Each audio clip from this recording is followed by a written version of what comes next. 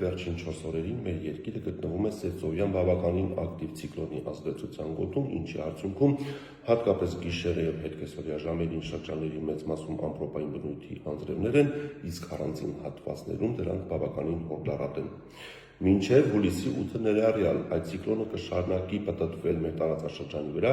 ինչի արդյունքում կրկին հատկապես գիշերը եւ հետկեսօրյա ժամերին շրջանների մեծ մասում սպասվում է կարճատև անձրև եւ ամպրոպ, առանձին գոտիներում դրանք նորից կլինեն հորդառատ եւ ցավոք նորից հնարավոր է կարկուտ։ Հուլիսի 9-ից այդ ցիկլոնը կկորցնի իր ուժը եւ հուլիսի 9-ից 12 ընկած ժամանակահատվածում երեկոյան ժամերին կարճատև անձրևներ հնարավոր են միայն Հայաստանի հյուսիսային մարզերում, հատկապես Շիրակում, Լոռիում եւ Տավուշում։ Մյուս շրջաններում տեղումները կդադարեն։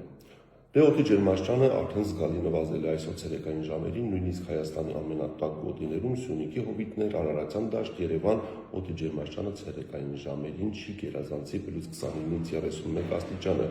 բայց հուլիսի 9-ից 11 ընկած ժամանակահատվածում այդ հյուսիս-արևմտյան հոսանքները կփոխարինվեն հարավ-արևմտյան արևադարձային տաքոթային հոսանքներով, ինչի արդյունքում